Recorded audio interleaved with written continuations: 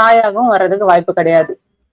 சரி, தாய கல்யாணம் பண்ணிக்கிட்டாருன்னா தாய் மனைவி இந்த 2 உறவு தான் வரும். அப்புறம் தங்கை மகள் இந்த 2 உறவும் வராது. சரி, தங்கைய கல்யாணம் பண்ணிக்கிட்டாருன்னா தங்கை மனைவி இந்த 2 உறவு தான் வரும். தாய் மகள் இந்த 2 உறவும் வராது. சோ எப்படி பார்த்தாலும் ஒரே ஒரு ஸ்திரீ இந்த 4 உறவுகளாகவும் வர்றதுக்கு வாய்ப்பு இல்லை. ஆனா அனுபவஸ்தர்கள் சொல்லியிருக்கிறது அனுபவப்பட்டு தான் சொல்லியிருக்கிறாங்க. சோ அது எந்த அர்த்தத்துல அப்படின்றத நம்ம பார்ப்போம். இப்ப பிரம்மான்னா யாரு? பிரம்மான்னா யாருன்னு சொல்றாங்கன்னா, தேகம் அல்லாமல் இருக்கின்ற இந்த ஜடத்தை தேகம் என்று அபிமானித்துக் கொண்டிருக்கின்ற அகங்காரத்திற்கு தான் பிரம்மான்னு பேர். தேகம்னா என்ன? ஏற்கனவே நம்ம பார்த்திருக்கோம் 3வது அத்தியாயத்துல நினைக்கிறேன். ஜீவசக்தியான வாயு. சோ இந்த ஜீவசக்தியான வாயுக்கு பேரு தான் தேகம். ஆனா இந்த ஜடத்தை தேகம்னு அபிமானிச்சுக்கிட்டு இருக்கிறது யாரு? இந்த அகங்காரமா இருக்கின்ற அந்த பிரம்மா. சோ இப்ப பிரம்மா யாருன்னு தெரிஞ்சு போச்சு. தேகம் இல்லாமல் இருக்கிற இந்த ஜடத்தை தேகம்னு அபிமானித்துக் கொண்டிருக்கிற அகங்காரத்திற்கு தான் பிரம்மான்னு பேரு. சரி, சரஸ்வதி யாரு? சரஸ்வதி யாருன்னு பார்த்தா நம்ம நாவுதான் சரஸ்வதி அப்படின்னு சொல்றாங்க.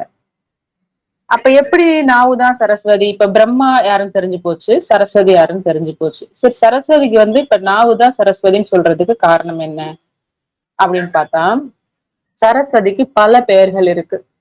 வாக்கு, வாணி, சரஸ்வதி, பாரதி, பிராமி, வியாகரா, இன்னும் பல பெயர்கள்லாம் இருக்கு. இது ஒவ்வொன்றும் ஒவ்வொரு காரணத்தால அந்த பெயர்கள் அவங்களுக்கு வைக்கப்பட்டிருக்குது. அது மட்டும் இல்லாம சரஸ்வதிக்கு இன்னொரு பேரும் இருக்கு. பஞ்சேந்திரியங்கள் இருக்கு இல்லையா, அதுல வாக்குன்னு சொல்லக்கூடிய இந்திரியம், அது சரஸ்வதிக்கு இன்னொரு பேராவும் இருக்கு. சோ அப்போது சரஸ்வதிக்கு யாரு அப்படின்னு பார்த்தா நாவுல் தான் சரஸ்வதி அப்படின்னு சொல்றாங்க. இப்ப யாரையாவது ஒருத்தவங்க திட்டுனா கூட என்ன சொல்லுவோம் அப்படின்னா, அவனுக்கு பாரு கெட்ட நாக்கு, கெட்ட சரஸ்வதி, கெட்ட வாக்கு அப்படின்லாம் நம்ம உலகத்துல சொல்லிக்கிட்டு இருக்கிறத நம்ம பார்த்துட்டு இருக்கோம். அப்ப இந்த நாவு தான் சரஸ்வதி. அப்படி இந்த நாவா இருக்கிற இந்த சரஸ்வதி தான் பிரம்மாவுக்கு மகளாக வருகிறது. சோ அது எப்படின்னு பார்ப்போம்.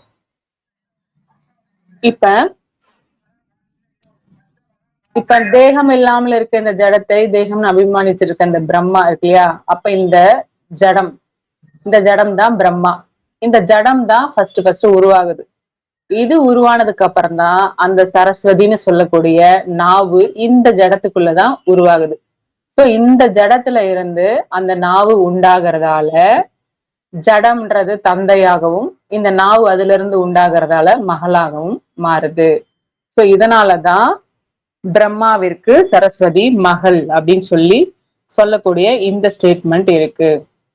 இப்ப சிஷ்யனுக்கு இதுல என்ன டவுட்னா, நாக்கு அப்படின்றது ஒரு உறுப்பு இல்லையா? இப்ப சரஸ்வதின்னு சொல்றாங்க நாக்க. அப்ப இது நாக்கு பெண்ணா ஆனா, ஸ்திரீயா புருஷனா அப்படின்னு அவருக்கு ஒரு டவுட். சரி, இப்ப ஸ்திரீன்னா என்ன சொல்றோம்? சக்தி. சக்தி இல்லைன்னா இந்த உலகம் இல்லை. இந்த உலகத்தையே சிருஷ்டிக்கிறது யாரு அப்படின்னு பார்த்தா சக்தி தான். அப்ப இந்த உலகம் எதுல இருந்து உருவாகுது அப்படின்னா சக்தியில இருந்து தான் உருவாகுது. அந்த சக்தியாகும் இந்த சப்தம். இந்த வாக்கு சொன்னோம் இல்லையா, நாக்கு சப்தத்தை உண்டு பண்ணுது இல்லையா, அதனால அந்த சரஸ்வதிக்கு சப்தம், சக்திக்கு சப்தம்னு ஒரு பேரும் இன்னொரு பேரும் இருக்கு. அதாவது ஓசை, சவுண்டு சொல்றோம் இல்லையா. அப்ப சக்தி, சப்தம், ஓசை இது எல்லாமே ஒண்ணுதான். சக்தியும் ஒன்றுதான், சப்தமும் ஒன்றுதான்.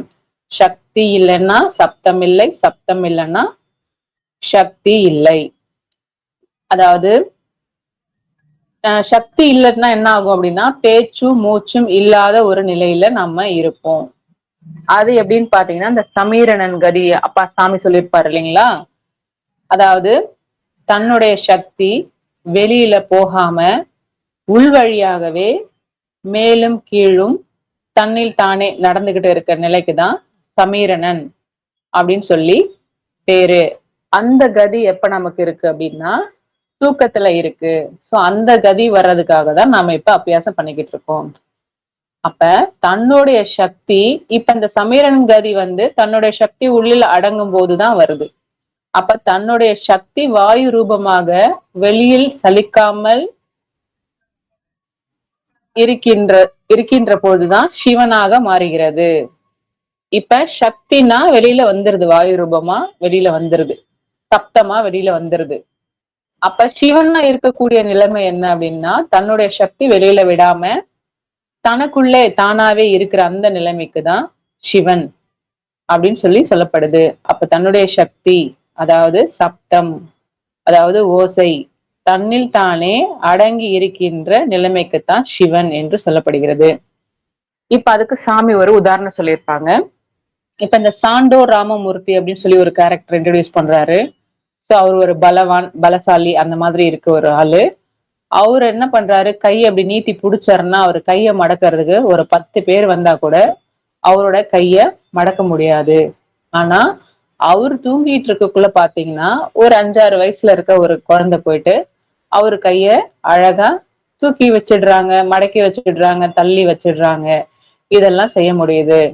அப்ப ஏன் அவர் கைய நீட்டிக்கிட்டு இருக்கும் பொழுது அது மடக்க முடியல, தூங்கிட்டு இருக்கக்குள்ள ஒரு சின்ன குழந்தையால எப்படி அதை மடக்க முடியுது அப்படின்னு சொல்லி நம்ம பார்ப்போம்.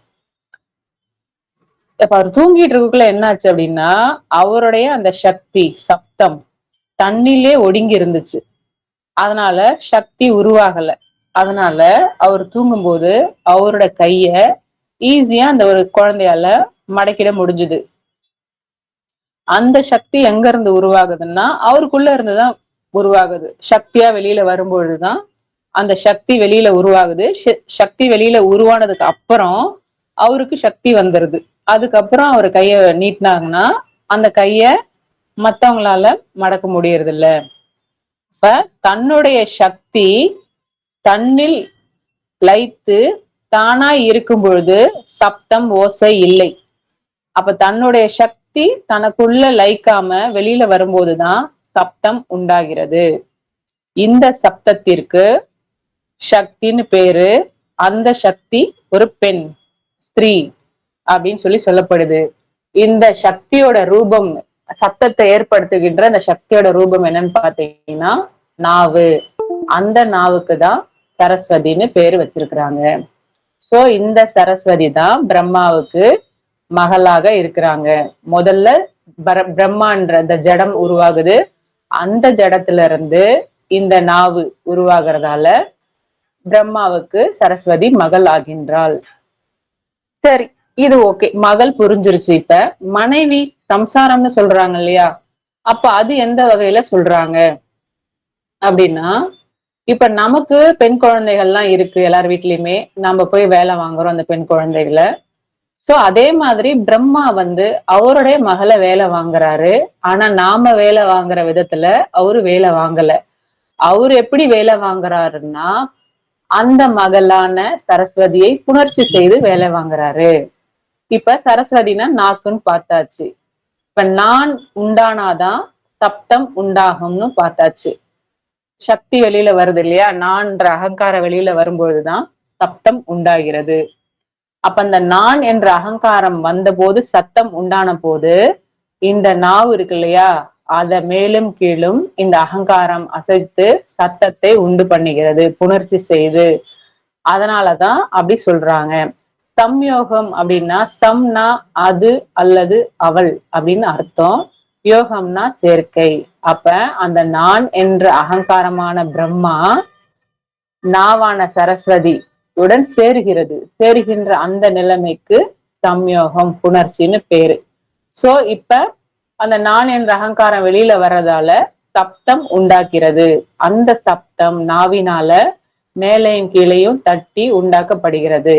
சோ இந்த நிலைமைக்கு தான் பிரம்மாவுடைய மனைவி சரஸ்வதி அப்படின்னு சொல்லப்படுகிறது. சரி, இப்ப தாய் அடுத்தது. பிரம்மாவுக்கு எப்படி சரஸ்வதி தாய் ஆகுறாங்க அப்படின்னா, இப்ப நாம தூங்கும் பொழுது நம்மளுடைய சக்தி சப்தம் உள்ள அடங்கி இருக்குது. தூக்கம் விழிச்சும் போது என்ன ஆகுது அப்படின்னா சக்தி சப்தம் வெளியில வருது. சரி, தூங்கிக்கிட்டே இருக்கக்குள்ள திடீர்னு ஒரு சப்தம் தட்டுது. நமக்கு தட்டும் பொழுதுதான் நம்ம கண் விழிக்கிறோம். இந்த சப்தம் தான் சக்தி, சரஸ்வதி.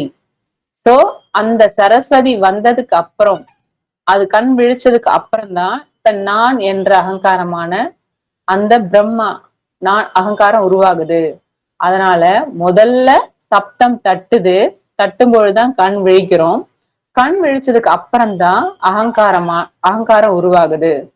சோ அப்ப முதல்ல சரஸ்வதி வந்ததுக்கு அப்புறம், இரண்டாவது அதுல இருந்து அகங்காரம் உண்டானதால, முதல்ல வந்த தாய், தாயில இருந்து சப்தத்துல இருந்து தான் அகங்காரம் உண்டாகிறதால அது மகனாவும் மாறிடுது. அதனால சரஸ்வதி தாயாகவும், இந்த இடத்துல பிரம்மா மகனாவும் இருக்காங்க. அதனால பிரம்மாவுக்கு சரஸ்வதி தாய் அப்படின்ற நிலைமை வந்துருச்சு. சரி, தங்கைன்னு ஒரு சொன்னாங்க இல்லையா, பிரம்மாவுக்கு சரஸ்வதி தங்கை அப்படின்னு சொல்லிட்டு. இந்த நிலைமை ஏன் வந்திருக்கு அப்படின்னா, இப்ப தூங்கும்போது ஒரு சப்தம் தட்டுது நமக்கு. தட்டின உடனே கண் விழிச்சுடுறோம். விழிச்ச உடனே அகங்காரம் வருது இல்லைங்களா? அதுக்கு அப்புறம் தான் நாம வெளியில கேட்கக்கூடிய மற்ற எல்லா சப்தங்களும் நமக்கு கேக்குது. தூங்குக்குள்ள நமக்கு சப்தம் இல்ல. நமக்கு ஏதாவது கேட்கணும் அப்படின்னா அந்த அகங்காரம் வரணும். அகங்காரம் வந்ததுக்கு அப்புறம் தான் நமக்கு சக்தியான சப்தம், சரஸ்வதி அந்த நிலைமை சக்திக்கு தான் சப்தம்னு சொன்னோம், சரஸ்வதிக்கு சக்தின்னு சொன்னோம் இல்லையா? இப்ப முதல்ல அகங்காரம் உண்டாயிருது, அதுக்கப்புறம் இந்த சப்தம் நமக்கு கேக்குது. அதனால சப்தம்ன்றது சரஸ்வதி இல்லையா? அப்ப முதல்ல தாய் உண்டாச்சு, தாயில இருந்து பிரம்மா உண்டாயிட்டாங்க. இப்ப இந்த பிரம்மா உண்டானதுக்கு அப்புறம் சக்தி உண்டாகுது. அந்த சக்தி தான் சப்தம். வெளியில கேட்கக்கூடிய நம்ம எல்லாமே பாக்குறது, அறியறது, கேட்கறது, இது எல்லாமே உண்டாகிறதால இந்த இடத்துல சரஸ்வதி ஆகுது. முதல்ல பிரம்மா உண்டாயிட்டாரு, அதுக்கு பிறகு சப்தம் உண்டானதால சரஸ்வதி பிரம்மாவுக்கு தங்கையாக மாறுகிறாள். இது போலதான் பிரம்மாவுக்கு மகளாகவும் சரஸ்வதி, பிரம்மாவுக்கு சரஸ்வதி மனைவியாகவும், பிரம்மாவிற்கு சரஸ்வதி தாயாகவும், பிரம்மாவிற்கு சரஸ்வதி தங்கையாகவும், இது மாதிரி 4 நிலைமைகள்ல வராங்க. சோ அப்ப அனுபவஸ்தர்கள் அனுபவிச்சு சொன்னதெல்லாம் உண்மைதான். அப்ப வேத இதிகாசங்கள்ல சொன்னதும் உண்மைதான். நாம இத பத்தின எந்த ஆலோசனையும் இல்லாம நாம அப்படியே பொருள் எடுத்துக்கிட்டதால இது இந்த மாதிரி தவறுதல் நம்மளால புரிஞ்சிக்கப்பட்டிருக்கிறது அப்படின்னு சொல்லி, இந்த பிரம்மாவோட நிலைமையும் சரஸ்வதியோட நிலைமையும் இதுதான் அப்படின்னு சொல்லி சாமி சொல்லியிருக்காரு. சோ இதோட நம்ம இன்னைக்கு நிறைவு செய்து கொள்ளலாம். ஆத்ம நமஸ்காரம்.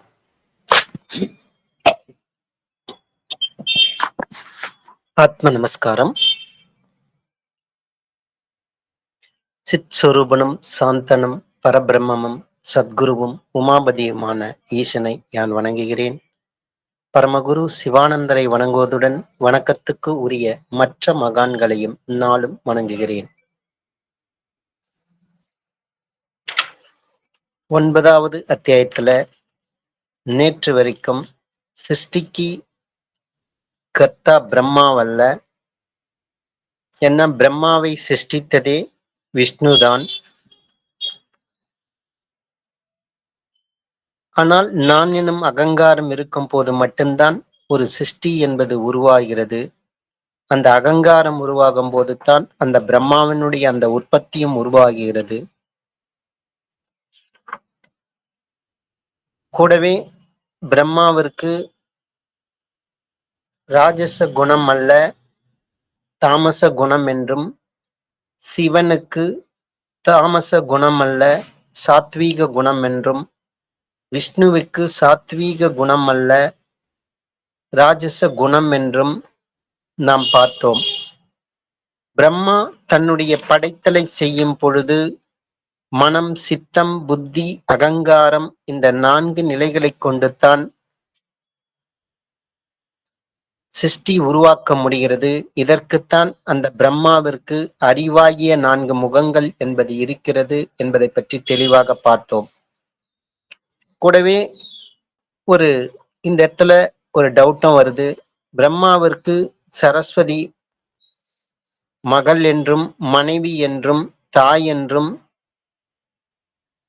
சகோதரி என்றும் இப்படிலாம் வேத சாஸ்திரத்துல கொடுக்கப்பட்டிருக்கிறது. ஒரே பெண்ணானவள் எப்படி இது பல்வேறு நிலைக்கு ஒரு ஆடவனோடு ஒரு தொடர்பு கொண்டு இருக்க முடியும்? இந்த ஒரு கேள்வி, இது இதிகாச புராணங்கள் வேத சாஸ்திரத்துல இப்படித்தானே சொல்லப்பட்டிருக்கிறது. உண்மையில் நாம் பிரம்மாவை, விஷ்ணுவோ, சிவனையோ ஒரு நாம் மனிதராக இருக்கிறதால் நாமும் அவர்களை மனிதர் என்று அபிமானித்துக் கொண்டிருக்கின்றோம். நாமே மனிதராக அபிமானித்துக் கொண்டிருக்கின்றோம். நம்ம வேற ஒரு உருவத்தை வச்சு கடவுளையும் மனிதராக இருக்கிறார்கள், மனித உருவத்தில் இருக்கிறார் என்று ஒரு அபிமானித்துக் கொண்டிருக்கின்றோம். நாமே உண்மையாக மனிதராகவில்லை. மனிதன் நினைச்சிட்டு இருக்கோம். அதே மாதிரிதான் கடவுளையும் ஒரு மனிதர் என்று நினைத்துக் கொண்டிருக்கின்றோம். உண்மையில் அது ஜீவசக்தியான அந்த வாயு, அது பல்வேறுபட்ட அந்த பரிமாணங்களுடைய நிலை, அதனுடைய தொழிலுக்கு ஏற்றாற்பதான் அது சிவனாகவும், அது விஷ்ணுவாகவும், ருத்ரனாகவும், பிரம்மாவாகவும் அது வெளிப்படுகிறது. சாதாரணமாக ஒரு பக்தி யோகத்தில் இருப்பவர்களுக்கு, ஒரு உருவ வழிபாட்டில் இருப்பவர்களுக்கு, அவர்களுக்கெல்லாம் ஒரு உருவம் ஒரு கொடுத்து ஏதோ ஒரு உதாரணம் கொடுத்தால் மட்டும்தான் அவர்களாக சரியாக புரிந்து கொள்ள முடிகிறது. உறவு முறையும் இந்த உருவமும் கொடுக்கும் போதுதான் எளிதில் அவள் புரிந்து கொள்வார்கள் என்ற முறையில விளக்கப்பட்டிருக்கிறது அதனுடைய உண்மையான தத்துவத்தை. ஆனால் அந்த உண்மையை, அந்த தன்மையை உணர விட்டுவிட்டு வெறும் உருவத்தை மட்டும் பிடித்துக் கொண்டிருக்கின்றார்கள். இதுதான் கூடவே வேத சாஸ்திர புராணங்களில் கூறப்பட்ட இந்த விளக்கங்களை ஒரு எந்த விதமான ஒரு புரிதல் இல்லாமல், அந்த நிலையை எய்தாமல், அந்த ஞானத்தினுடைய நிலையை உணராமல் அதற்கு விளக்கம் கொடுக்கப்பட்டிருக்கிறது. அப்படி கொடுக்கப்பட்டவர்களுக்கு அதை பார்த்துத்தான் நம்மள இதே மாதிரிதான் இருக்கிறது, பிரம்மாவுக்கு என்பது ஒரு மனித ரூபம் என்றும், சரஸ்வதி ஒரு மனித ரூபம் என்றும் நினைத்துக் கொண்டிருக்கின்றோம். அப்ப இதிகாச புராணங்கள் பொய்யல்ல, அதை உணர்ந்து எழுதியவர்கள் சரியான முறையில் தான் எழுதியிருக்கிறார்கள். ஆனால் அதற்கு விளக்கம் கொடுத்தவர்கள் தான் தவறான முறையில் அந்த நிலையை எய்தாமல் விளக்கம் கொடுத்ததால இந்த மாதிரி பல்வேறு பதவியான ஒரு உறவு முறை என்பது,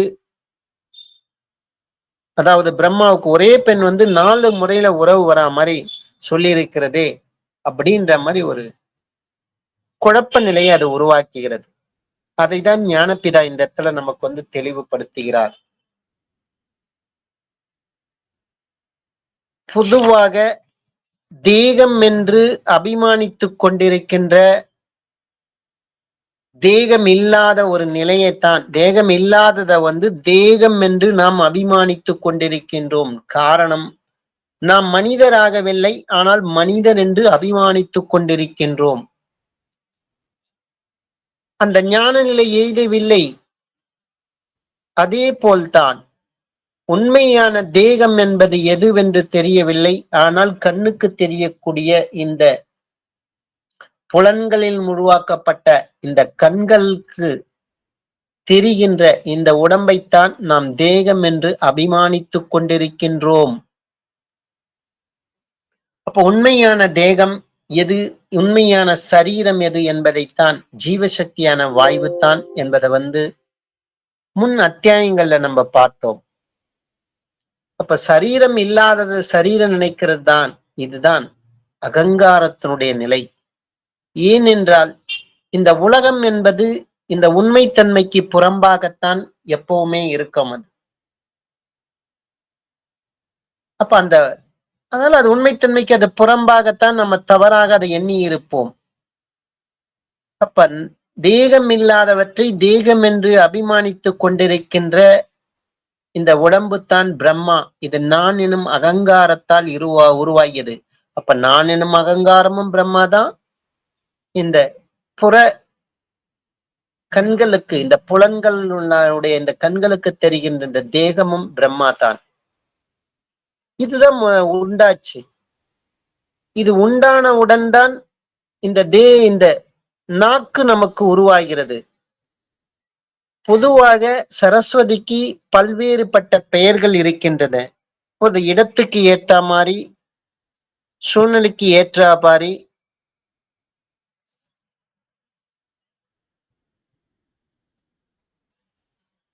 ஒவ்வொரு பெயர். இவைகளெல்லாம் ஒவ்வொரு காரணத்தினால் வந்துள்ள பெயர்கள். பொதுவாக பஞ்ச இந்திரியங்கள்ல ஒன்று சரஸ்வதி ஆகிறது. அது எதுன்னு பாத்தீங்கன்னா வாக்கு. அந்த இந்திரியத்துக்கு சரஸ்வதி என்று சொல்கிறது. இப்ப சரஸ்வதி பெயர் நாவிற்காகவும், அதனால்தான் நாக்கு கூட பொதுவாக நல்ல வாக்கு, கெட்ட வாக்கு, நல்ல சரஸ்வதி, கெட்ட சரஸ்வதி நாக்குல இருக்கிறதுன்ற மாதிரி இந்த உலகத்துல சொல்லி வருகிறார்கள். அப்ப அந்த நாக்கு எங்கிருந்து உண்டாச்சுன்னு பாத்தீங்கன்னா, இந்த ஜடத்தில் இருந்து தான் கண்ணுக்கு தெரியக்கூடிய இந்த ஜடத்திலிருந்து தான் அது உருவாச்சு.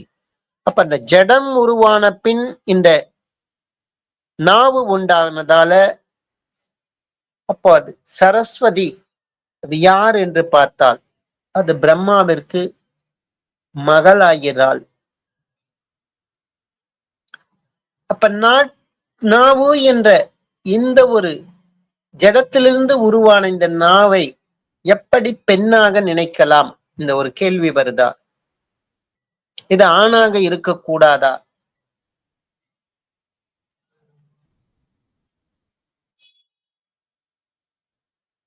பெண் அது எப்படி வருகிறது அப்படின்னு பாத்தீங்கன்னா, சத்தம் இல்லையே சக்தி தான். அது அசைவிடும் போது ஜீவசக்தியான வாயு சக்தி ஆகிறது.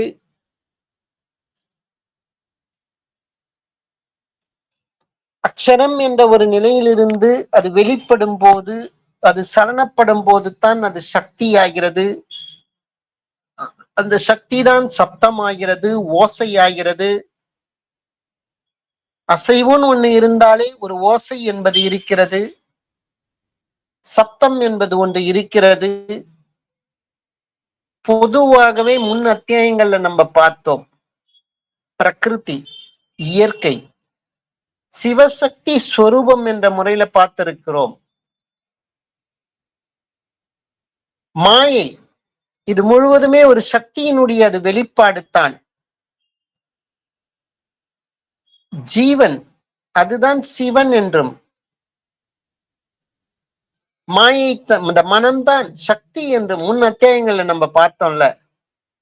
அதே மாதிரிதான் அசைவு, இந்த பிரகிருதி எல்லாமே பெண் தன்மை, ஸ்ரீயினுடைய தன்மை அப்படின்னு தானே முன் அத்தியாயங்கள்ல சிவசக்தி ஸ்வரூபத்தினுடைய அந்த விளக்கத்தில் நம்ம பார்த்தோம். அது அப்ப சக்தி அப்படி இருந்து பெண். அப்ப அது சத்தம் இல்லையே சக்தி இல்லை. சக்தி இல்லைன்னா ஒரு பிணத்துக்கு ஏதாவது சத்தம் இருக்கா? இல்ல. ஓசை இருக்கு அதுக்குள்ள இருந்து? இல்ல. அதுக்குள்ள சக்தி இல்ல, வாயுனுடைய நடமாட்டம் இல்ல, அதால எதுவுமே செய்ய முடியறது கிடையாது.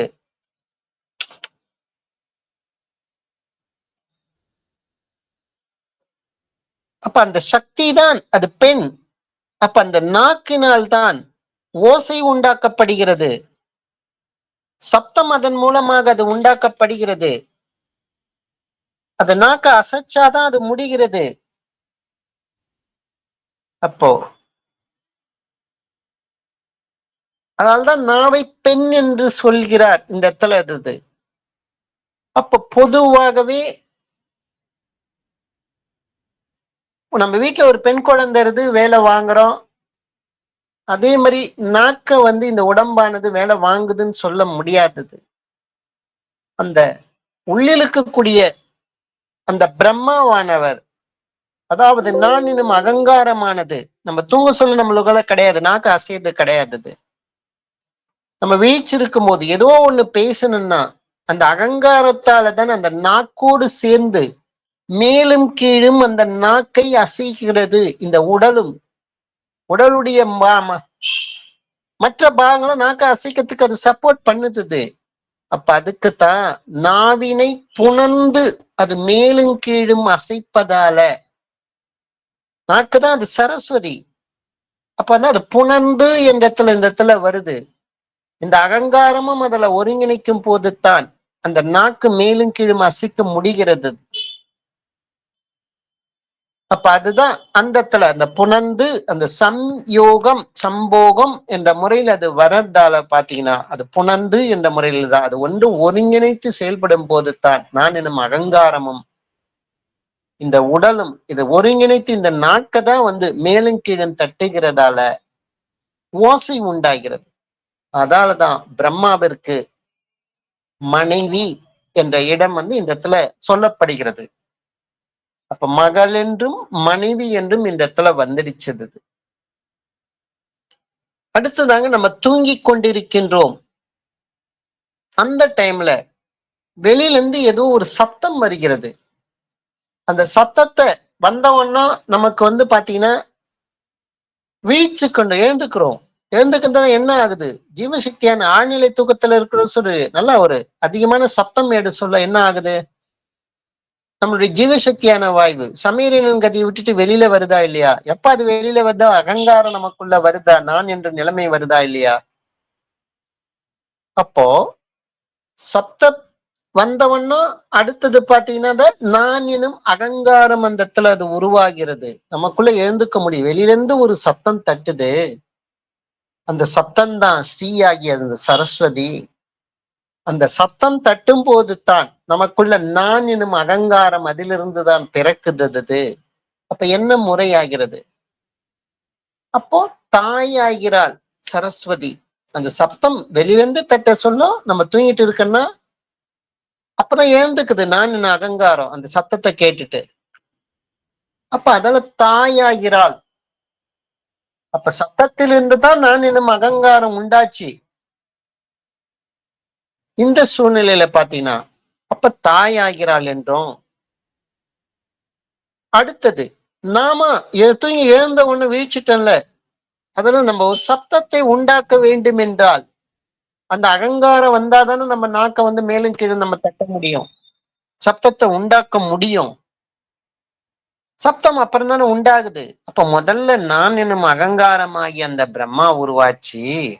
அது உருவாகி அடுத்ததாகத்தானே நம்மளால நாக்க அசைத்து சப்தத்தை உண்டாக்க முடியும். அப்ப இந்த காரணத்தால முதல்ல அகங்காரம் பிறந்ததால அடுத்தது சப்தம் அந்த உண்டானதால வெளியிலிருந்து வந்த சத்தம் முதல்ல அது மூலமாக நான் என்னும் அகங்காரம் உண்டாச்சு. அப்புறம் நாம உருவாக்கக்கூடிய அந்த சப்தம் அகங்காரம் உண்டானதுக்கு பிறகு அப்ப வெளியிலிருந்து வந்த அந்த சப்தத்தால் அகங்காரம் உண்டானதால் அது தாய் என்றும் அப்ப நாம அந்த சப்தத்தை உண்டாக்குறதால ஃபர்ஸ்ட் நான் உண்டாச்சு அதுக்கப்புறம் தான் சப்தம் நமக்குள்ள இருந்து அது உண்டாக்க முடிகிறது. அதால அது சகோதரி என்றும் இந்த 4 நிலைகள் அந்த பிரம்மாவிற்கு இந்த சரஸ்வதி என்ற அந்த பெண் சக்தி 4 நிலைகளாக அது வெளிப்படுகிறது. இப்ப இததான் ஒரு உறவு முறையில் சொல்லப்பட்டிருக்கிறது. ஏன்னா உருவ வழிபாடு மனிதன் என்று அபிமானித்துக் கொண்டவர்கள் அதிலேயே இருக்கிறவர்களுக்கு எப்படி உதாரணம் சொன்னா அது புரிஞ்சிக்க முடியும்ன்ற முறையில தான் அது எளிமையான அந்த உதாரணத்தால விளக்கப்பட்டிருக்கிறது. ஆனால் நம்ம என்ன பண்ணிட்டோம்? உதாரணத்தை மட்டும் உறவுகளை மட்டும் நாம் புரிந்து கொண்டு உண்மை தத்துவத்தை புரிந்து கொள்ளவில்லை, சரியாக புரிந்து கொள்ளவில்லை. ஏதோ ஒரு விளக்கறத்துக்காக ஏதோ ஒரு கருத்தை நமக்கு தெரிவிப்பதற்காக ஒரு கதைகளாக அதை உருவகப்படுத்தி நமக்கு விளக்கம் கொடுக்குகிறார்கள். ஆனால் அந்த கதையை மட்டும் பிடித்துக் கொள்கின்றோம். ஆனால் அதில் உள்ள கருத்துக்களை நாம் பிடித்துக் கொள்வதில்லை. சொன்ன கருத்தை விட்டுறோம். அந்த கதையில் அந்த கேரக்டரை மட்டும்தான் நம்ம எடுத்துக்கொள்கின்றோம். ஆனால் என்ன கருத்து அதன் மூலம் நமக்கு அது சொல்லப்பட்டது என்பதை நம்ம முக்கியத்துவம் கொடுக்கறது இல்லை. அதுக்குதான் இந்த உருவ வழிபாட்டுக்கள்ல கூட சிறியது சில சடங்குகள் வைத்து அதன் மூலமாக நம்மை நல்வழிப்படுத்துவதற்காக வைத்தார்கள். ஆனால் சடங்குகளை மட்டும் நாம் பிடித்து கொண்டு அது எந்த நோக்கத்துக்காக அது வைக்கப்பட்டது என்பதை நம்ம விட்டுட்டு நம்மை சரி செய்து கொள்ள, நல்வழிப்படுத்திக் கொள்ள நாம் விரும்புவதில்லை. எல்லாமே காசு பணம் கொடுத்தா சடங்குகளை செஞ்சுட்டு போயிடலான்ற மாதிரி ஆயிடுச்சது. அதனுடைய நோக்கம் எதற்காக அது உருவாக்கி இருக்கிறார்கள் என்பதை நம்ம சரியாக புரிந்து கொள்ளவில்லை. அதே போல்தான் அந்த பிரம்மாவிற்கு சரஸ்வதி என்பது மனிதர் என்று அபிமானித்துக் கொண்டிருக்கின்ற நாம் பிரம்மாவை ஒரு ஆண் ரூபம் என்றும், சரஸ்வதியை ஒரு பெண் உருவம் என்றும், சிவன் விஷ்ணு எல்லாம் ஒரு ஆண் உருவம் என்றும், இந்த மாதிரி நம்ம நம்மளே அபிமானித்தப்பட்டவர்கள் தான், உண்மையில மனிதர்கள் ஆகவில்லை.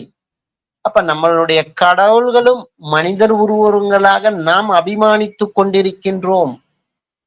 அதாலதான் இத்தகைய புரிதல்ல ஒரு முரண்பாடு ஏற்பட்டு விட்டது. அதுதான் ஞானபிதா இந்த அத்தியாயத்துல நமக்கு அந்த உறவு முறைகளால் சொல்லப்பட்ட அந்த கருத்துக்களை, அதனுடைய உண்மையான விளக்கத்தை தான் நமக்கு ஞானபிதா இந்த இடத்துல அது தெளிவுபடுத்தி இருக்கிறார். அப்ப இந்த அத்தியாயத்துல அடுத்த பகுதியான பாத்தீங்கன்னா விஷ்ணு யார் என்றோம், சிவன் யார் என்றோம். அப்ப அந்த மூவரும் பிரம்மா விஷ்ணு சிவன் அந்த மூவரும் யார் என்றோம். அது முக்குணங்கள், சத்துவகுணம், ரஜோகுணம், தமோகுணம். இந்த 3 குணங்களும் நமக்குள்ள அது உற்பத்தியான இடத்திலேயே அது ஒருங்கிணைக்கும் போதுதான் நமக்கு அந்த மோட்சம் என்ற நிலை சித்திக்கும் என்பதுதான் இதே அத்தியாயத்துல பிற்பகுதியில தெளிவுபடுத்துகிறார்.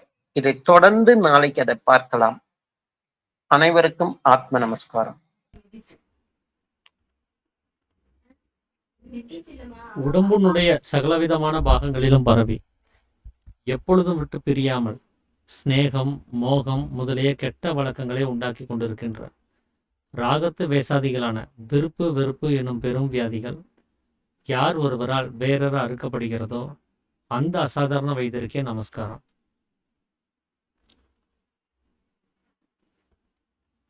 நாம நேத்திக்கு வரைக்கும் பிரம்மா அப்படிங்கிறவருடைய உற்பத்தி என்ன அப்படிங்கிறத நம்ம பார்த்துருந்தோம். அதாவது அகங்காரம் அப்படின்னு சொல்லக்கூடிய அந்த நிலைமைக்கு தான் பிரம்மான்னு சொல்றது. அப்படி அந்த அகங்காரமாக இருக்கக்கூடிய பிரம்மாவானவர் ஒரு செயலை செய்வதற்கோ இல்லை ஒரு சிருஷ்டி செய்வதற்கோ அவருக்கு 4 முகங்கள், அதாவது 4 வகையான அறிவோட அந்த ஜீவனானது இருக்க வேண்டியதா இருக்குது அப்படிங்கிறதையும் நம்ம பார்த்துருந்தோம். ஆனால் இப்போ என்ன ஒரு சந்தேகம் வருது அப்படின்னா, இப்போ பிரம்மா அப்படிங்கிறது ஒரு ஆள், அவர் கடவுள் தன்மையில இருந்து நம்மளை சிருஷ்டி செய்கிறதா நாம் சின்ன வயசுலேருந்து நம்ம பார்த்துட்டு இருந்தோம். ஆனால் சாமி விளக்கம் கொடுக்கும்போது அது அகங்காரம்னு சொல்லியிருந்தார். அப்போ பிரம்மாவுக்கு மனைவின்னு ஒருத்தவங்க இருக்கிறதா வேதங்களில் சொல்லப்பட்டிருக்குது. அப்போ அதனுடைய நிலைமை என்னவா இருக்கும்? அப்படி பிரம்மாவுக்கு சரஸ்வதி அப்படிங்கிறது ஒரு இடத்துல மனைவின்னு சொல்கிறாங்க, இன்னொரு இடத்துல தங்கைன்னு சொல்கிறாங்க, வேறொரு இடத்துல அம்மான்னு சொல்கிறாங்க, இன்னொரு இடத்துல மகள்னு சொல்கிறாங்க. இப்படி மாறி மாறி அந்த உறவு முறைகளை சொல்கிறதுக்கு காரணம் என்ன அப்படிங்கிறது தான் இங்கே சீடன் கேட்கக்கூடியது. ஏன்னா இது ஒரு கான்ட்ரவர்சியான ஒரு கேள்வி தான் இது. ஏன்னா இது வேதங்களை படிச்சிருக்கக்கூடிய அந்த வித்வான்களுக்கு ஏற்படக்கூடிய ஒரு பெரிய குழப்பம் தான் இது. எப்படி ஒரு பெண் ஒரு ஆணோட இத்தனை உறவு முறைகளில் இருக்க முடியும்? ஒருவேளை அவர் தன்னுடைய தாயாவே திருமணம் செய்திருந்தார் அப்படின்னு சொன்னால், முதல்ல தாயாக இருந்தவங்க இப்போ மனைவியாக வந்துட்டாங்க, அதனால 2 உறவு முறை இருக்குது அப்படின்னு நம்ம ஏற்றுக்கலாம். அப்படி பார்த்தா மகளாகவோ தங்கையாகவோ வர்றதுக்கு வாய்ப்பில்லை. சரி, அவர் தன்னுடைய தங்கையவே திருமணம் செஞ்சுட்டாரு அப்படின்னா கூட தங்கையாக இருந்தவங்க இப்போ மனைவி ஆயிட்டாங்க அப்படின்னாலும் 2 தான் வருது, மீதி 2 வரமாட்டேங்குது. தன்னுடைய மகளையே திருமணம் செய்தாலும் கூட மகளாக இருந்தவங்க திருமணத்துக்கு அப்புறம் மனைவி ஆயிட்டாங்க அப்படின்னாலும் 2 தான் வருது. எப்படி இந்த 4 உறவு முறைகள் அப்படிங்கிறது இங்கே வரும் அப்படிங்கிறது தான் இங்கே இருக்கக்கூடிய ஒரு குழப்பமாக இருக்குது. ஆனால் இந்த வேதங்களை எழுதியிருக்கிறவங்கெல்லாம் யார் அப்படின்னு பார்த்தா அனுபவஸ்தர்களாக இருக்கிறாங்க. அவங்க சாதாரணமாக ஏதோ போகிற போக்கில் எதையும் சொல்லிட்டு போகலை. அவங்க அனுபவப்பட்டதை தான் அவங்க சொல்லியிருக்கிறாங்க. அதனால தான் சாமி என்ன சொல்கிறாருன்னா, வேத சாஸ்திர புராணங்கள் எதுவும் பொய் அல்ல, அது எல்லாமே உண்மைதான். யார் எழுதியிருக்கிறாங்க அப்படின்னா அனுபவஸ்தர்களாக இருக்கக்கூடிய ரிஷிமார்கள், அவங்கெல்லாம் மகாத்மாக்களாக இருக்கக்கூடியவங்க. அவங்க கண்டிப்பாக பொய் சொல்கிறதுக்கு வாய்ப்பே இல்லை அப்படிங்கிறத சாமி சொல்கிறார். இருந்தாலும் அப்போ நாம் புரிஞ்சுக்கிறதுக்கும் அவங்க எழுதுனதுக்கும் எவ்வளோ பெரிய வித்தியாசம் இருக்குது. எப்படி இதை நம்ப முடியும் அப்படின்னு கேட்டால், நமக்கு அந்த புரிதலில் தான் ஏதோ ஒரு குழப்பம் இருக்குது. எப்படி நாம் அகங்காரத்தை இது நாள் வரைக்கும் பிரம்மான்னு சொல்லி ஒரு தனியாக ஒருத்தர் இருந்தாருன்னு சொல்லி நினச்சிட்டு இருந்தோமோ, அது இப்போது அகங்காரம் தான் அப்படிங்கிறத நம்ம புரிஞ்சுக்கிட்டோமோ, அந்த மாதிரி இப்போ சரஸ்வதி யாருங்கிறத பார்த்தா தான் இதுக்கான ஒரு விடிவு என்னங்கிறது தெரியும். சரஸ்வதியை பற்றி வேதங்களே என்னவா சொல்லப்பட்டிருக்குது அப்படின்னு பார்த்தா, சரஸ்வதியை பற்றி சொல்லக்கூடிய வாக்கியங்கள் அப்படிங்கிறத நம்ம கவனித்து பார்த்தோம் அப்படின்னு சொன்னால், வாணி, சரஸ்வதி, பாஷா, வசனம், அப்புறம் பாரதி, கீர், பிராமி அப்படின்னு சொல்லி நிறையா வாசகங்களை நம்ம பார்க்க முடியுது. அது மாத்திரம் இல்லாமல் இந்த இந்திரியங்கள்னு சொல்லக்கூடிய பஞ்ச இந்திரியங்களில் வாக்கு, பாணி, பாதம், பாயு, உபஸ்தம் அப்படின்னு சொல்லக்கூடிய அந்த ஞான இந்திரியங்கள்லையும் ஒரு இந்திரியமாக வர்றதுக்கு நம்ம கவனிக்க முடியுது. அப்போ அந்த இந்திரியத்துக்கு செயல்படக்கூடிய அந்த ஒரு பொருள் என்ன அப்படின்னு பார்த்தீங்கன்னா, அது நாவு அப்படிங்கிற வார்த்தைக்கு அது வருது. அப்போ நாவு அப்படிங்கிறது சரஸ்வதியை குறித்து சொல்லக்கூடிய ஒரு விஷயமா இருக்குமோ அப்படிங்கிறத நம்ம கவனித்து பார்த்தோம்னா, உலகவாசிகள் கூட அது சாதாரணமாக என்ன சொல்கிறாங்க, கெட்ட வாக்கு, கெட்ட சரஸ்வதி, கெட்ட நாவு அப்படின்னு சொல்கிறதெல்லாம் நம்ம பார்த்துட்டு தான் இருக்கிறோம். அப்போ இந்த நாவுங்கிற வார்த்தையை நம்ம உபயோகப்படுத்தும் போதெல்லாம் இந்த சரஸ்வதிங்கிற பேர் சேர்ந்தே வருது. சரஸ்வதியை நம்ம அடையாளப்படுத்தியே தான் நிறையா விஷயங்கள்ல இந்த நாவை பற்றியோ சப்தத்தை பற்றியோ பேசிகிட்டு வர்றோம். அப்போ அவங்க ஏன் அகங்காரமாக இருக்கக்கூடிய தன்மையை பிரம்மான்னு சொன்னாங்களோ, அந்த மாதிரி இந்த சப்தத்தையும் இந்த நாவையும் அவங்க ஏன் சரஸ்வதின்னு சொல்லியிருக்கக்கூடாது அப்படிங்கிறத நம்ம ஆலோசனை செஞ்சு பார்த்தோம் அப்படின்னு சொன்னால், இப்போது இந்த அகங்காரத்தையும் இந்த ஜடமாக இருக்கக்கூடிய இந்த நிலைமையையும் இந்த ஜடத்தினால உண்டாக்கப்பட்ட இந்த நாவு அப்படின்னு சொல்லக்கூடிய நாக்கு இல்லைன்னா சப்தம், இதையும் நம்ம பொருத்தி பார்த்தோம் அப்படின்னு சொன்னால் இந்த உறவு முறைகள் ஓரளவுக்கு மேட்ச் ஆகி வர்றதுக்கு வாய்ப்பு இருக்குது அப்படிங்கிறது தான் சாமி இங்கே சொல்லக்கூடியது. ஏன்னா அனுபவஸ்தர்கள் எல்லாருமே நாம் புரிஞ்சுக்கணுங்கிறதுக்காக எளிமையாக நமக்கு கீழே இறங்கி ஒரு அடையாளப்படுத்தி தான் காமிக்கிறாங்க.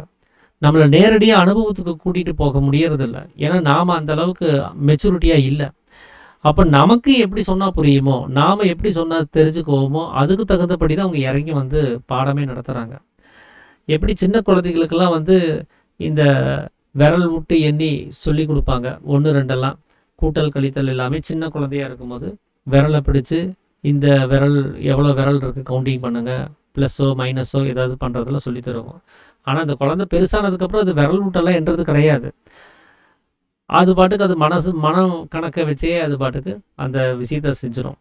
அப்போது தொடக்க நிலையில் இருக்கக்கூடிய நமக்கு ஒரு அடையாளம் தேவைப்படுது அப்படிங்கிறதுக்காக வேண்டி அவங்க ஏற்படுத்தின இந்த அடையாளங்கள் தான் பிரம்மாவுக்கு ஒரு உருவம் கொடுக்கறதும், சரஸ்வதிக்கு ஒரு உருவம் கொடுக்கறதும், விஷ்ணுவுக்கு ஒரு உருவம் கொடுக்கறதும், சிவனுக்கு ஒரு உருவம் கொடுக்கறதுமா அந்த இனிஷியல் ஸ்டேஜில் இருக்கக்கூடிய அந்த ஆன்மீகத்தினுடைய படிநிலைகளாக தான் அவங்க அதை அமைச்சு வச்சுருக்கிறாங்க.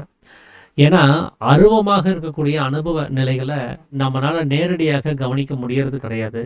ஸோ அதனால் தொடக்கத்தில் ஒரு உருவத்தை கவனித்து அந்த உருவத்தை நம்ம புரிஞ்சுக்கிட்டதுக்கப்புறம் தான் அருவம் அப்படின்னு சொல்லக்கூடிய உருவம் இல்லாத நிலைமை நம்மளால் புரிஞ்சுக்க முடியுங்கிறதுக்காக அவங்க எடுத்துக்கிட்ட ஒரு முயற்சி தான் இது. அப்போது சரஸ்வதி அப்படிங்கிறது இப்போ நாம் ஒரு நாவாக இல்லை சப்தமாக நம்ம கவனித்து பார்த்தோம் அப்படின்னு சொன்னால் இப்போ என்னவா வருது அப்படின்னு பார்க்கலாம். பிரம்மா அப்படிங்கிறது உடம்பாகவும் அகங்காரமாகவும் நான் அப்படின்னு சொல்லக்கூடிய நிலைமையாகவும் ஏற்கனவே சாமி முன்னாடி அத்தியாயங்களே சொல்லியிருந்தார். இப்போ இந்த உடம்புங்கிற பிரம்மாவால் நாவு அப்படின்னு சொல்லக்கூடிய நாக்காக இருக்கக்கூடிய சரஸ்வதி உண்டாக்குறது எப்படி அப்படின்னா, கர்ப்ப பாத்திரத்தில் நாம் விழுந்த உடனே நாம் என்ன பண்ணுறோம், முட்டை வடிவத்தில் போய் விழுந்துடுறோம்.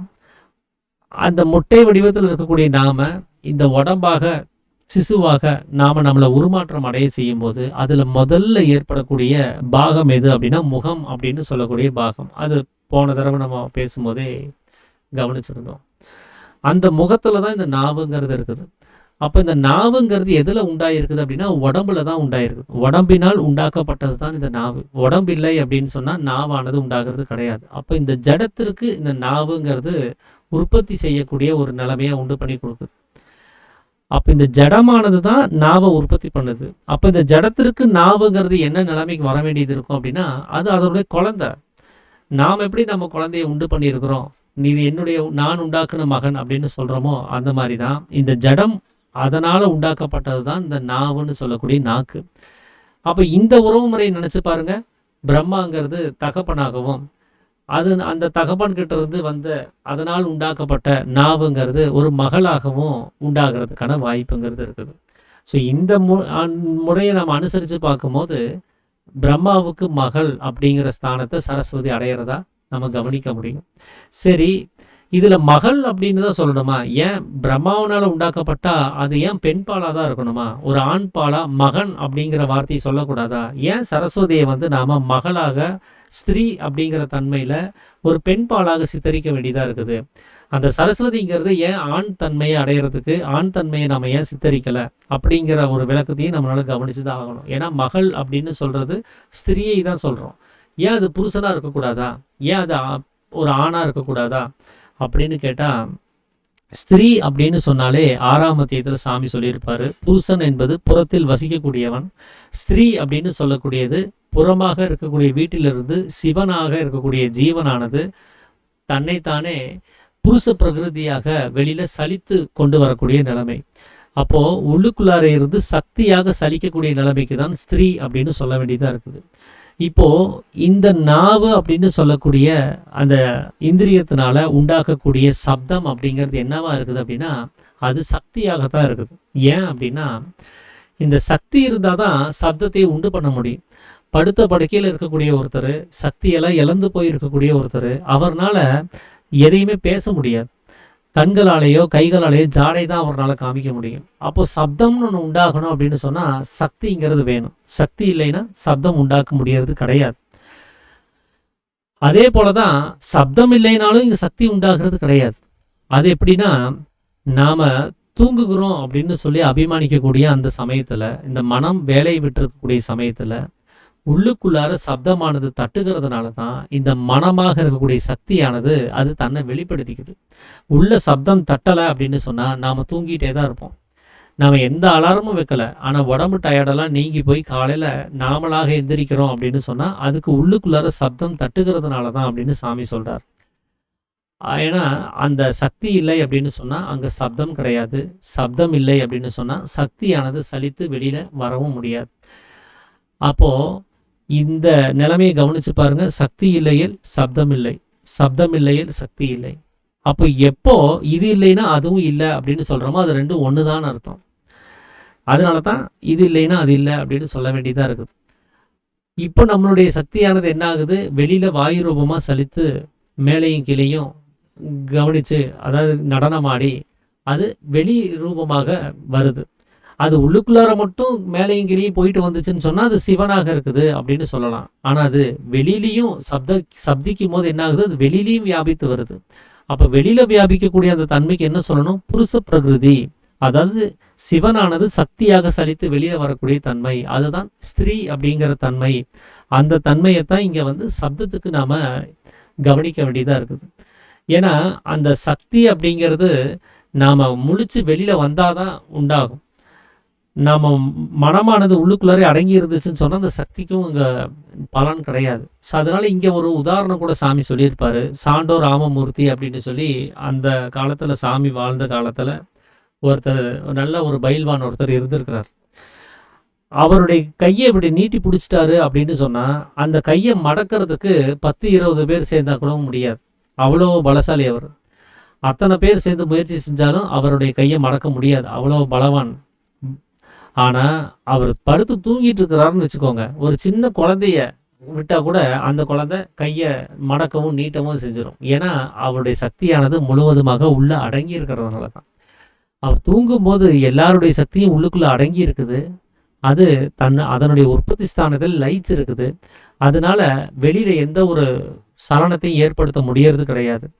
அப்படி அது அடங்கி இருக்கக்கூடிய சமயத்தில் நம்மளால சப்திக்கவோ ஒரு ஓசையை கேட்கவோ கூட முடியறது கிடையாது. அதனால தான் வெளியில் இருக்கக்கூடிய அத்தனை விஷயங்களுக்குமே காரணம் இந்த சப்தம் தட்டி இந்த மனமாக இருக்கக்கூடிய சக்தி வெளியில் வியாபிக்கும் போது மட்டும்தான் இந்த உலகம்ங்கிற அவஸ்தையில் பார்க்கறதுக்கோ கேட்பதற்கோ அறிவதற்கோ முடியும். அப்போ இதை கவனித்து பார்க்கும்போது நாம் சப்தம் அப்படின்னு சொல்லக்கூடியது அது சக்தியாகத்தான் சலித்து வெளியில் வருது. அதனால தான் அதை ஸ்திரீ பெண் அப்படின்னு சொல்லி குறிக்க வேண்டியதாக இருக்குது. அப்போது சப்தத்தை உண்டு பண்ணக்கூடிய இந்த நாவாக இருக்கக்கூடிய இந்திரியத்துக்கும் அதை சரஸ்வதி அது பெண் பாலாக தான் சித்தரிக்க வேண்டியதாக இருக்குது.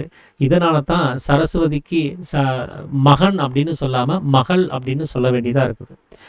அப்போது பிரம்மா சரஸ்வதி அப்படிங்கிற 2 பேருடைய இந்த உறவு முறைகளில் இந்த ஜடமாக இருக்கக்கூடிய பிரம்மாவால் நாவாக இருக்கக்கூடிய அந்த நாக்கு உற்பத்தி ஆகிற அந்த நிலைமையை அனுசரித்து பார்த்த ஒரு அனுபவஸ்தர் பிரம்மாவுக்கு சரஸ்வதி மகளாகிறாள் அப்படின்னு சொல்லி அவர் அதனால தான் எழுதினார். ஆனால் நாம் பிரம்மாங்கிற ஒரு ஆளையும் சரஸ்வதிங்கிற ஒரு பெண்ணையும் வச்சுக்கிட்டு அந்த உறவு முறைகளை பொருத்தி பார்த்துட்டு இருக்கிறோம். அது அந்த மாதிரி பார்த்தோம் அப்படின்னு சொன்னால் இந்த உறவு முறைகளில் ஏகப்பட்ட சிக்கல்கள் இருக்கவே செய்யும். இப்போது மனைவிங்கிற ஸ்தானம் ஏன் கொடுக்கப்படுது அப்படின்னா இந்த பிரம்மாவும் சரஸ்வதியும் சேர்ந்தே வேலை செய்கிறதுனால தான். சம்சாரம் அப்படின்னு சொன்னாலே அது சேர்ந்து வேலை செய்கிறது, சேர்ந்தே ஒழுகிறது, சேர்ந்தே நடக்கிறது. எந்த ஒரு வேலை செஞ்சாலும் ஷேர் பண்ணிக்கிறது.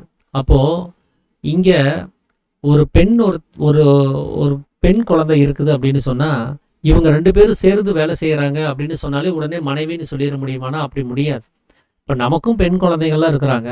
நாம் என்ன பண்ணுறோம், அந்த டிவி ஆஃப் பண்ணு, இந்த கதவை சாத்து, ஃபேனை போடு, கொஞ்சம் தண்ணி கொண்டு வா, சாப்பிட்றதுக்கு தட்டெடுத்து வை அப்படின்னு ஏதோ வேலைகள்லாம் சொல்லி வாங்கிட்டு தான் இருக்கிறோம்.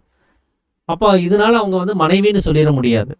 நாம் நம்மளுடைய பெண் குழந்தைகளை வேலை வாங்குற மாதிரி பிரம்மாவானவர் தன்னால் உண்டாக்கப்பட்ட அந்த பெண்ணை வேலை வாங்கிறது கிடையாது.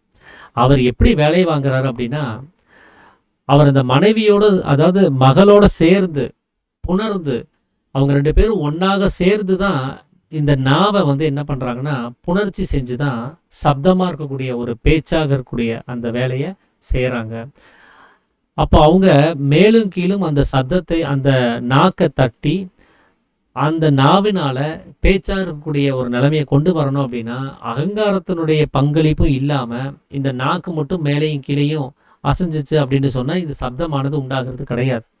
ஏன்னா நம்ம முன்னமே இதை பற்றி பேசும்போது சொல்லியிருக்கிறோம்.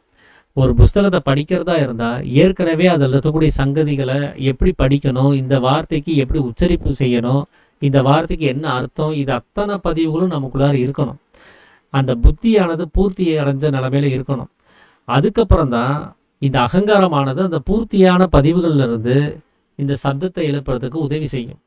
இப்போ நம்ம பேசுகிறதுக்கு என்ன வார்த்தைகளை உபயோகப்படுத்தணும், அந்த வார்த்தைகள் வெளியில் வர்றதுக்கு இந்த நாவை எப்படி மேலேயும் கீழேயும் தட்டி அதை அந்த சப்தத்தை ஏற்படுத்தணுங்கிற வரைக்கும் எல்லாமே இந்த நாவோடு சேர்ந்து அந்த அகங்காரமாக இருக்கக்கூடிய பிரம்மாவும் வேலை செஞ்சால் தான் முடியும். அதனால தான் இவங்க 2 பேரும் சேர்ந்து செய்யக்கூடிய வேலையாக இருக்குது. அதனால தான் அந்த சம்சாரம் அப்படின்னு சொல்ல வேண்டியதாக இருக்குது. சம்யோகம் அப்படின்னு சொன்னாலே அது அப்படி அப்படின்னா அது யோகம் அப்படின்னா சேர்க்கிறது, அவளோடு சேர்றது. யாரோட அப்படின்னா இந்த நாவோட சேர்ந்து மேலும் கீழும் தட்டி சப்தத்தை உண்டாக்கியும் போது தான் பேச்சாக இருக்கக்கூடிய தொழிலே இங்கே நடக்குது. அதனால தான் பிரம்மாவுக்கு சரஸ்வதி மனைவி அப்படின்னு சொல்ல வேண்டியதாக இருக்குது. இந்த தாய்ங்கிற நிலைமை எப்படி உண்டாகுது அப்படின்னா பிரம்மா உண்டாகிறதுக்கே இந்த சப்தமானது இந்த சரஸ்வதியானது காரணமாக இருக்கணும். இது எந்த நிலைமையில காரணமாக இருக்கும் அப்படின்னு சொன்னால் இந்த சக்தியானது சலித்து வெளியில் வரலை அப்படின்னு சொன்னால் அகங்காரங்கிறது உண்டாகிறது கிடையாது. நம்ம நைட்டு தூங்கும்போது நம்மளுடைய சக்தி நமக்குள்ளாரே அடங்கி இருக்கும்போது நமக்கு அகங்காரம் கிடையாது. எந்த பதிவுகளையும் நம்ம சிந்திக்கிறது கிடையாது. எந்த பேச்சாக இருக்கக்கூடிய சப்தமாகட்டும், பார்க்கறதாகட்டும், கேட்கறதாகட்டும், எந்த வேலைகளையுமே இந்த அகங்காரத்தை செய்ய முடியாது. அப்போ நம்ம இந்த ஜடம் சொல்லக்கூடிய இந்த உடம்பை கூட உணர முடியாத நிலைமையில தான் தூங்கிட்டு இருக்கிறோம். அப்போ அந்த சமயத்தில் சக்தி உள்ளுக்குள்ள அடங்கி இருக்கும் போது அகங்காரமே இல்லை அப்படின்னு தான் நம்ம சொல்ல வேண்டியதாக இருக்குது. ஏன்னா இருந்திருந்தால் அது நம்ம உணர்வுக்கு வந்திருக்கணும், நம்மளுடைய ஸ்ருதிக்கும் யுக்திக்கும் அது அனுபவப்பட்டிருக்கணும். அது இல்லாதனால தான் அது வரல. அப்போ எப்போ நம்முடைய சக்தியானது சலித்து வெளியில் வருதோ அப்போ தான் இதெல்லாமே உண்டாக்கப்படுறதா சாமி சொல்கிறாரு. அப்போது இந்த சப்தமாக இருக்கக்கூடிய அந்த சக்தியிலிருந்து இந்த சலிப்புத்தன்மை ஏற்பட்டதுனால தான் அகங்காரமானது உண்டாக்கப்படுது. அப்போ அகங்காரம் யாரால் உண்டாக்கப்பட்டிருக்குது? சக்தியாக சலித்த சப்தத்திலிருந்து. அப்போது சரஸ்வதி அப்படின்னு சொல்லக்கூடியது இப்போ இந்த அகங்காரமாக இருக்கக்கூடிய பிரம்மாவுக்கு யாராக இருக்கிறாங்க அப்படின்னா தன்னை உண்டாக்குன தாயாக இருக்கிறாங்க. ஏன்னா தாய் அப்படின்னா அது ஸ்திரீ தன்மை, அது தந்தைன்னு சொல்ல முடியாது. ஏன்னா சரஸ்வதினாலே ஸ்திரீ, அதனால தான் சரஸ்வதியை தாயின்னு சொன்னாங்க. அந்த தாயாக இருக்கக்கூடிய சரஸ்வதியினால, அந்த சக்தியினால இந்த அகங்காரமாக இருக்கக்கூடிய பிரம்மா உண்டாக்கப்பட்டதை இதை அனுசரித்து பார்த்த இன்னொரு அனுபவஸ்தர் என்ன பண்ணுறாரு, இந்த நிலைமையை கவனித்து பார்த்துட்டு பிரம்மாவுக்கு சரஸ்வதி தாய் அப்படிங்கிறத சொன்னார். ஸோ அதுவும் தப்பு கிடையாது, அதுவும் சரியான ஒரு கோணம் தான். அதுவும் சரியான நிலைமையில இருக்கக்கூடியது தான். இப்போ தங்கை அப்படிங்கிற ஸ்தானம் எப்படி உண்டாயிருக்குது அப்படின்னா, இப்போ சக்தியானது சலித்து முதல்ல அகங்காரங்கிற ஒரு நிலைமையை உண்டு பண்ணிடுது. காலையில் தூங்கி எந்திரிச்சோடனே மனம் வெளிப்பட்ட உடனே, அந்த சக்தி வெளிப்பட்ட உடனே கூடவே அகங்காரம் அப்படிங்கிறத முதல்ல உற்பத்தி பண்ணிடுது. அகங்காரம் உண்டானதுக்கு அப்புறம் தான் இந்த சப்தமாக இருக்கக்கூடிய இந்த வேலைகளை செய்ய முடியும், பேச்சாக இருக்கக்கூடிய தொழிலை செய்ய முடியும். அதனால் இந்த முதல்ல அகங்காரம் உண்டாக்கி அதற்கு அடுத்தபடியாக பேச்சாக இருக்கக்கூடிய தொழில் உண்டாகிறதுனால முதல்ல பிறந்த குழந்தை அது மகனாக, அதாவது பிரம்மாவாக, அடுத்தபடியாக பிறந்த குழந்தை அது தன்னுடைய தங்கையாக, அது பெண் பாலாக அங்கே சரஸ்வதியை குறித்து சொல்ல வேண்டியதாக இருக்குது. அப்போ சக்தியிலிருந்து 2 நிலைமைகள் உண்டாகிருக்குது. ஒன்று முதல்ல பிறந்த பிரம்மாங்கிற ஒரு நிலைமை, அடுத்ததாக உண்டாக்கப்பட்டிருக்கக்கூடிய சப்தமாக பேச்சாக இருக்கக்கூடிய அந்த சரஸ்வதியினுடைய நிலைமை. ஸோ இதை ஒருத்தர் அனுபவித்து பார்த்துட்டு தான் இந்த சக்தியிலிருந்து 2 நிலைமைகள் உண்டாயிருக்குது, அது அடுத்தடுத்து உண்டாயிருக்குது, இது இந்த உறவுமுறை மாதிரியே உண்டாயிருக்குது அப்படின்னு சொல்லி நமக்கு புரிகிற மாதிரி ஒரு அடையாளத்தை ஏற்படுத்தினாங்க. அப்போ இங்கே சொல்லப்பட்டிருக்கக்கூடிய இந்த உறவுமுறைகளுடைய விஷயமே என்னவா இருக்குது அப்படின்னா, அந்த ஒவ்வொருத்தருக்குள்ளார இருக்கக்கூடிய அந்த பிணைப்பு எப்படி இருக்குது, ஒரு வேலையை செய்யும் போது அவங்க எந்த லெவலில் அவங்க இணைஞ்சு செய்கிறாங்க அப்படிங்கிறத நாம் புரிஞ்சுக்கணுங்கிறதுக்காக தான் அந்த உறவு முறைகளை கொண்டு வந்து வச்சாங்களே தவிர, உண்மையாகவே பிரம்மா அப்படின்னு சொல்லக்கூடிய ஒரு புருஷனும் சரஸ்வதின்னு சொல்லக்கூடிய ஒரு ஸ்திரீயும் இங்கே உறவு முறைகளுக்குள்ளே இருக்கிறதா அர்த்தம் கிடையாது. ஒரு வேலை செய்யும் போது இவங்க எந்த வகையாக 2 பேரும் இணைந்து வேலை செய்கிறாங்க, இந்த அகங்காரமும் இந்த ஜடமாக இருக்கக்கூடிய நாவும், ஜடத்தில் இருக்கக்கூடிய நாவும் அது சப்தமாக சக்தியாக சலிக்கும் போது இந்த ஜடத்திற்கும் அகங்காரமாக இருக்கக்கூடிய பிரம்மாவுக்கும் 4 நிலைமைக்கும் எந்த வகையான ஒரு நிலைமையில இருக்குது, இவங்களுடைய பங்களிப்பு எப்படி இருக்குதுங்கிறத நாம் புரிஞ்சுக்கிறதுக்காக தான் இந்த உறவு முறைகளை கொண்டு வந்தாங்க. ஸோ இந்த உறவு முறை கொண்டு வந்ததுனாலேயே நாம் என்ன பண்ணிட்டோம், நமக்கு அனுபவம் இல்லாததுனால இந்த படித்ததை மட்டுமே சரி அப்படின்னு சொல்லி நம்பிட்டு இருக்கிறதுனால, படித்தா எனக்கு எந்த அளவுக்கு புரியுமோ அதுதான் சரி அப்படிங்கிற எண்ணத்தில் நாம் இருக்கிறதுனால, இந்த உறவு முறைகள் வந்ததுனாலேயே இது ஒரு ஆணாகவும் ஒரு பெண்ணாகவும் அதை சித்தரித்து இவங்களுக்குள்ள அந்த உறவு முறை எப்படி வரும்னு சொல்லி ஆராய ஆரம்பிச்சிட்டோம். அப்போது உண்மையாகவே பிரம்மாவுடைய நிலைமையும் சரஸ்வதியுடைய நிலைமையும் நமக்கு என்னென்ன அனுபவத்துக்கு வராததுனால தான் இந்த வேத சாஸ்திர இதிகாச புராணங்கள் எல்லாத்தையுமே நாம் குத்தம் சொல்லிட்டு இருக்கிறோம். இந்த உண்மை தத்துவத்தை புரிஞ்சுக்காம அவங்க சொல்லப்பட்ட அந்த கருத்துக்கள் மேலேயே நாம் விமர்சனங்களை வைக்க வேண்டிய ஒரு நிலைமைங்கிறது இருக்குது. அப்போது நமக்கு அந்த உண்மையிலேயே அந்த உண்மை தத்துவத்தை அறியறதுக்கான ஒரு நிலைமையில நாம் இல்லை. வெளியில் இருக்கக்கூடிய சத்தியம் இல்லாத அத்தத்துவமாக இருக்கக்கூடிய புஸ்தக அறிவை மட்டுமே நாம் நம்பி இருக்கிறோம். அதனால உண்மை தத்துவம் என்னங்கிறது புரியாமலே போயிடுச்சு. வெறும் புஸ்தகத்தை மட்டும் படிச்சுக்கிட்டு இதில் சொல்லப்பட்ட வாக்கியங்களுக்கு இதுதான் அர்த்தம்னு சொல்லி நாம் நம்பி நாமளே எனக்கு எல்லாமே தெரிஞ்சு போச்சு, நான் ஒரு அறிவாளி ஆகிட்டேன், நான் ஒரு பண்டிதன் ஆகிட்டேன், எனக்கு மற்றவங்கள விட எனக்கு அறிவு ஜாஸ்தியாக இருக்குதுன்னு சொல்லி நாமளே பெருமையாக நினச்சிட்டு இருக்கிற அளவுக்கு அந்த அகங்காரமானது அங்கே வேலை செஞ்சுட்டு இருக்குது. ஸோ அந்த உண்மையான பொருள் என்னன்னு தெரிஞ்சிச்சு அப்படின்னு சொன்னால் இந்த அகங்காரமானது இப்படியெல்லாம் நினைக்காது. அது அனுபவங்கிறது வராத வரைக்கும் இங்கே வாத பிரதிவாதங்களும் இந்த தப்பான அபிப்பிராய புரிதல்களும் ஏற்பட்டுக்கிட்டே தான் இருக்கும். இதனால மூட நம்பிக்கைகள் தான் அதிகமாகி போச்சே தவிர நம்மளுடைய புத்திக்கு சரியான வழிகாட்டுதல்ங்கிறது கிடைக்க பெறவே இல்லை. இதை சாமி அவருடைய அனுபவத்தில் புரிஞ்சுக்கிட்டதுனால தான் இதை நமக்கு வெளிப்படுத்த முடிஞ்சது. அதை அவர் நமக்கு புரிகிற அளவுக்கு எளிமையாக இறங்கி இவ்வளோ தூரம் அவர் அதைய கிளியர் அண்ட் கட்டாக அதைய நமக்கு புரிய வச்சிருக்கிறாரு. இது பல வேத வித்வான்களுக்குமே கூட பெரும் சந்தேகத்தை ஏற்படுத்துகிற அளவுக்கு இப்போ வரைக்கும் கான்ட்ரவர்சியாக இருக்கக்கூடிய ஒரு டாப்பிக்காகவே அங்கே நடந்துட்டு இருக்குது வெளியில் உலகத்தில். ஸோ இதைத்தான் பிரம்மாவுடைய நிலைமையாகவும் சரஸ்வதியுடைய நிலைமையாகவும் இந்த 2 பேருக்கும் இருக்கக்கூடிய உறவு முறைகளில் வேதங்களில் சொல்லப்பட்ட 4 வகையான உறவு முறைகளுக்கான விளக்கமாகவும் சாமி 9வது அத்தியாயத்தில் அந்த விளக்கங்களை கொடுத்துருக்கிறாரு. ஸோ நாளைக்கு நாம் இந்த அத்தியாயத்தினுடைய ஸ்டார்டிங்கே எப்படி இருந்தது, பிரம்மாவுடைய குணம் என்ன, விஷ்ணுனுடைய குணம் என்ன, சிவனுடைய குணம் என்னங்கிறது தான் பார்த்துருந்தோம். ஸோ இப்போ வரைக்கும் பிரம்மா சரஸ்வதி இவங்களுடைய உறவு முறைகளை பற்றியெல்லாம் பார்த்துட்டோம். இனி நாளைக்கு இந்த குணங்களை பற்றி பார்ப்போம். எந்த நிலைமையில் சத்துவ குணமாக இருக்குது, எந்த நிலைமையில் ரஜோ குணமாக இருக்குது, எந்த நிலைமையில் தமோ குணமாக இருக்குது, அதில் விஷ்ணுனுடைய குணம் என்ன, சிவனுடைய குணம் என்ன, பிரம்மாவுடைய குணம் என்ன அப்படிங்கிறத பற்றியெல்லாம் நம்ம நாளைக்கு தொடர்ந்து நம்ம கவனிப்போம். இதுதான் இன்னைக்கு நான் புரிஞ்சுக்கிட்ட வகையில் நான் உங்களோட பகிர்ந்துக்கணும் அப்படின்னு சொல்லி நினச்ச விஷயம். வேறு யாராவது ஏதாவது விஷயங்களை பகிர்ந்துக்கிறதா தான் பகிர்ந்துக்கலாங்க. அனைவருக்கும் ஆத்ம நமஸ்காரம்.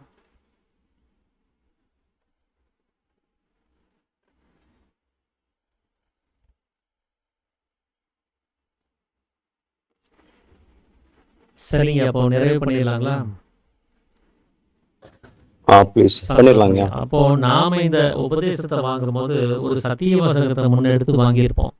நான் இன்று முதல் மனதாலும் வாக்காலும் கர்மத்தாலும் சத்தியத்துக்கு விரோதமாக யாதொன்றும் செய்ய மாட்டோம், நிரபராதியான என் ஆத்மாவே சாட்சின்னு சொல்லிட்டு. ஸோ இந்த சத்திய வாசகத்தை நாம் என்றைக்குமே மறந்துடக்கூடாது. நாமளும் அந்த அனுபவஸ்தர்கள் மாதிரி அந்த உண்மை தத்துவத்தை நம்ம புரிஞ்சுக்கணும் அப்படின்னு சொன்னால் இந்த சத்திய வாசகத்தை காப்பாற்றிட்டு நம்மளுடைய சக்தியை எந்த வகையிலையும் வெளியில் போக விடாமல் எல்லா நேரங்களிலும் தடுக்கிறதுக்கான முயற்சியில் இருந்துக்கிட்டே இருக்கணும். அப்போ எந்த அளவுக்கு நாம் இந்த வெளி விவகாரங்களை விட்டுட்டு தன்னுடைய அவரவருடைய உள்நிலை பயணத்தில் இருக்கிறோமோ அப்போ தான் இந்த உண்மை தத்துவத்தை நம்மளால் கிரகிக்க முடியும். அப்போ தான் நம்மளால் இந்த மாயங்கிற அவஸ்தையிலிருந்து நம்மளால் காப்பாற்றிக்க முடியும், செத்து போகாமலும் இருக்க முடியும். ஸோ இதை நம்ம எல்லாத்துக்கும் நான் நினைவுபடுத்திக்கணும்னு நினைக்கிறேன். அனைவருக்கும் ஆத்ம நமஸ்காரம். அனைவருக்கும் ஆத்ம நமஸ்காரம். அனைவருக்கும் ஆத்ம நமஸ்காரம். அனைவருக்கும் ஆத்ம நமஸ்காரம். அனைவருக்கும் ஆத்ம நமஸ்காரம்.